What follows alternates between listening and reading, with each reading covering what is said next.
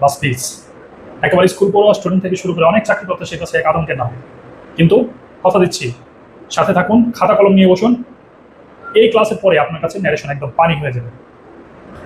চলুন শুরু করি। যা কিছু আপনি বলছেন সেটাই হচ্ছে স্পিচ বা ন্যারেশন। এখন আপনার কথাটা যদি হুবহু রাখা হয় সেটা হচ্ছে ডিরেক্ট স্পিচ।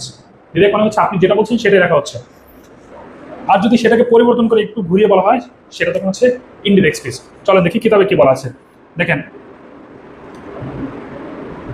যদি কথাকে পরিবর্তন না করে অবিকল সে ভাষায় ব্যক্ত করা হয় যে ভাষায় আপনি বলেছেন সেটা হচ্ছে ডিরেক্ট স্পিচ। আর এই যে ডিরেক্ট স্পিচ এটাকে অবশ্যই ইনভার্টেড কমার ভিতরে এরকম একটা ডাবল উদ্ধৃতি চিহ্নের মধ্যে রাখা হয়।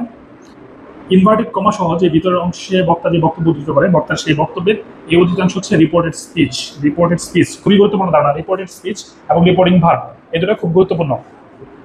যেমন দেখেন, আর বক্তার বক্তব্যের বাইরে অর্থাৎ ইনভার্টেড কমার বাইরে যে ভার্বটা থাকে সেটা হচ্ছে রিপোর্টিং ভার্ব। এই রিপোর্টিং ভার্বের সাহায্যে বক্তা তার বক্তব্যটা প্রকাশ করে। যেমন আমরা একটা উদাহরণ দেখি, Jamil said to me, Jamil আমাকে বলেছে। কি বলেছে? I have done my duty, আমি আমার কর্তব্য পালন করেছি, আমি আমার ডিউটি পালন করেছি। ইনভার্টেড কমার মধ্যে যেটা আছে এটা হচ্ছে রিপোর্টেড স্পিচ। আর এই যে দেখেন, এই উদ্ধরণ চিহ্ন বা ইনভার্টেড কমার বাইরে যে ভার্বটা আছে সেট, এইটা হচ্ছে আপনার রিপোর্টিং ভার্ব। Reporting verb.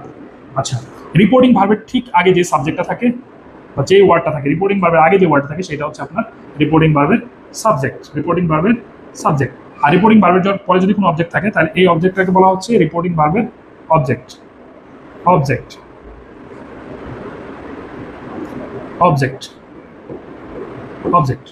আশা করি reported speech, reporting verb, subject, object সম্পর্কে ধারণা ক্লিয়ার।